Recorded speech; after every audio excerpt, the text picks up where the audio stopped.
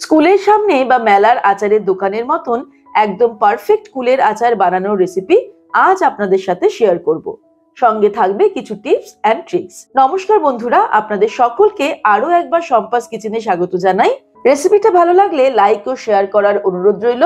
আর এমনই দারুণ দারুণ রেসিপির আপডেট পাওয়ার জন্য সম্পাস কিচেন চ্যানেলটাকে সাবস্ক্রাইব করে নিন। তাহলে চলুন দেখে নিই খুব সহজে বাড়িতে কিভাবে আমরা কুলের আচার তৈরি করব। সবার প্রথমে আমি নিয়ে নিয়েছি বাজার থেকে কিনে আনা 500 গ্রাম শুকনো পাকা কুল, যার দাম পড়েছে 40 টাকা। কুলগুলো একটু কাঁচা পেলে বাড়িতে দুদিন রোদে শুকিয়ে নিতে পারেন। এবারে আমরা কুলের বোটাগুলোকে বাদ দিয়ে দেব। কুলের বোটাগুলো ছাড়িয়ে নেওয়ার পর এবারে আমাদের কুলটাকে পরিষ্কার করে নিতে হবে। বাজার থেকে কিনে আনা কুলে কিন্তু অনেকটাই নোংরা থাকে, তার জন্য আমি এর মধ্যে দিয়ে দিচ্ছি গরম জল আর দিয়ে দেব 1 টিস্পুন নুন। এবার এই নুন জলে কুলগুলোকে ডুবিয়ে রাখবো আধ ঘন্টা। যেহেতু কুলগুলো খুবই পাকা, এগুলোকে বেশি চটকে চটকে ধোয়া যাবে না, সেই জন্য আমি গরম জলে ডুবিয়ে রাখছি যাতে নোংরাগুলো কুলের গা থেকে বের হয়ে আসে।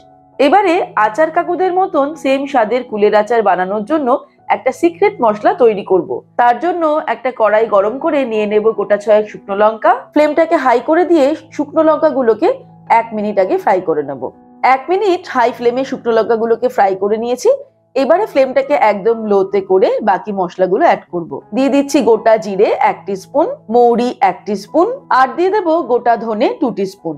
এবারে সব মশলাগুলোকে লো ফ্লেমে 30 সেকেন্ড মতো ফ্রাই করব। তাহলে কিন্তু মশলা ভাজার সুগন্ধ বের হতে শুরু করবে।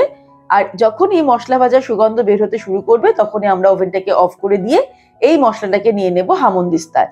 আমি এই মশলাটা হামনদিস্তায় গুঁড়ো করব, কারণ মিক্সিতে গুঁড়ো করলে কিন্তু একদম মিহি গুঁড়ো হয়ে যায়, সেক্ষেত্রে আচারে খুব একটা ভালো লাগে না। এই যে হামনদিস্তায় আমি মশলাটাকে ঠিক এরকম গুঁড়ো করে নিয়েছি, এটাকে কিন্তু একদম মিহি গুঁড়ো করিনি। এইভাবে গুঁড়ো করে নিয়ে আমরা চলে যাব পরের স্টেপে। এদিকে কুলগুলো আধ ঘন্টা হয়ে গেছে, আমি গরম জলে ডুবিয়ে রেখেছি। এই দেখুন জলটা বেশ খানিকটা নোংরা হয়ে গেছে। এখান থেকে আমরা কুলগুলোকে ছেঁকে তুলে নেব, আর তারপর চাইলে একবার ঠান্ডা জলও নর্মাল ধুয়ে নিতে পারি। এবারে কড়াই গরম করে তার মধ্যে দিয়ে দেব 1/3 কাপ সাধারণ জল। তার মধ্যে অ্যাড করে দেব আখের গুড়। আমাকে অনেকেই কমেন্টে প্রশ্ন করেন যে আখের গুড় ছাড়া পাটালি গুড়েও আচার তৈরি করা যাবে কিনা, কিন্তু সেক্ষেত্রে বলবো আখের গুড়েই কিন্তু আচার তৈরি করলে ভালো টেস্ট হয়, তবে একান্ত না পাওয়া গেলে পাটালি গুড়েও তৈরি করা যেতে পারে। এখানে আমি 400 গ্রাম পরিমাণ আখের গুড় নিয়েছি। আর গুড়টা কিন্তু একদমই পরিষ্কার গুড়, তাই জন্য এটাকে আমাকে পিউরিফাইং করার দরকার নেই। আমি একবারে আচারটা তৈরি করা শুরু করছি। এবারে হাই ফ্লেমে আমি গুড়টাকে নাড়তে নাড়তে রান্না করব যতক্ষণ না গুড়টা সম্পূর্ণ জলের মধ্যে গুলে যায়। যদি গুড়ের মধ্যে ময়লা থাকতো সেক্ষেত্রে সম্পূর্ণ গুলে যাওয়ার পর আমরা গুড়টাকে ছেঁকে নিতে পারতাম। গুড়টা কিন্তু জলের মধ্যে সম্পূর্ণ গুলে গেছে, 1 মিনিট সময় লাগলো। আমি এবারে ওভেনটাকে একদম লোতে করে দেব। যেহেতু গুড়টা একটু নরম ছিল তাই তাড়াতাড়ি গলে গেছে। গুড়টা শক্ত থাকলে কিন্তু একটু সময় লাগবে জলের মধ্যে গুলতে। এবারে যখন গুড়টা এরকম ফুটতে শুরু করবে তার মধ্যে আমি কুলগুলো অ্যাড করে দেব। এবারে কুলগুলো গুড়ের মধ্যে দিয়ে দেওয়ার পর ফ্লেমটাকে মিডিয়ামে করে আমরা নাড়তে নাড়তে এটাকে রান্না করব 10 মিনিট।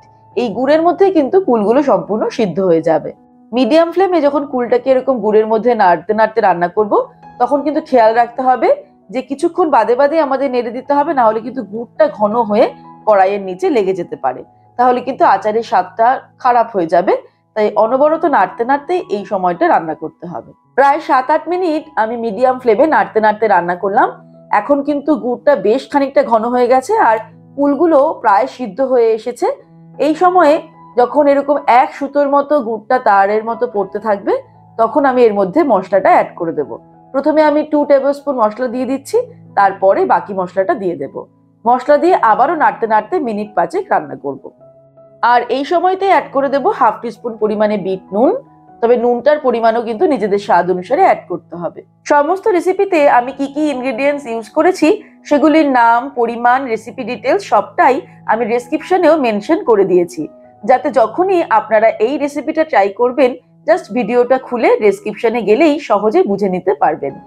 আপনারা চাইলে চিনি দিয়েও এই আচার বানাতে পারেন, তবে আখের গুড় ইউজ করলে সবচেয়ে বেস্ট রেজাল্ট পাবেন।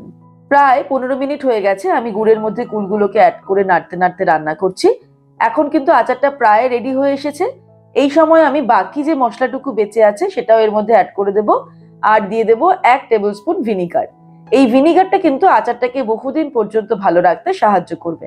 যদিও আমি যে পরিমাণ আচার তৈরি করেছি তাতে ভিনিগার দেওয়ার কোনো প্রয়োজন ছিল না, কারণ এটা খুব তাড়াতাড়ি শেষ হয়ে যাবে। তবে আপনারা যখন বেশি পরিমাণে কুলের আচার তৈরি করবেন তখন একটু ভিনিগার অ্যাড করে দেবেন, তাহলে কিন্তু আচারটা বেশ কিছুদিন ধরে আপনারা রেখে খেতে পারবেন। ভিনিগার আর বাকি মশলাটা অ্যাড করার পর আবারও ভালো করে সবকিছুকে নেড়ে চেড়ে মিক্স করে নেব, তারপর ওভেনটাকে অফ করে দেব। আচার কিন্তু সম্পূর্ণ ঠান্ডা হলে তবেই সার্ভ করব আর বয়মের মধ্যে ঢেলে রাখবো। ব্যাস তৈরি হয়ে গেল ছোটবেলার বহু স্মৃতি বিজড়িত জিভে জল আনা স্বাদের কুলের আচার রেসিপি। আমি এই কুলের আচার কালো নুন বা কারেন্ট নুন দিয়ে সার্ভ করেছি। এই কম্বিনেশনটাই আমার সবচেয়ে সেরা মনে হয়। এবারে আপনারাও এইভাবে কুলের আচার বাড়িতে বানিয়ে রাখতে পারেন আর বহুদিন ধরে সার্ভ করতে পারেন। রেসিপিটা ভালো লাগলে লাইক ও শেয়ার করার অনুরোধ রইল। আর এমনই দারুণ দারুণ রেসিপির আপডেট পেতে শম্পাস কিচেন চ্যানেলটিকে সাবস্ক্রাইব করে নিন। ভালো থাকবেন, সুস্থ থাকবেন। আমি আবার হাজির হব নতুন নতুন রেসিপির সঙ্গে। নমস্কার।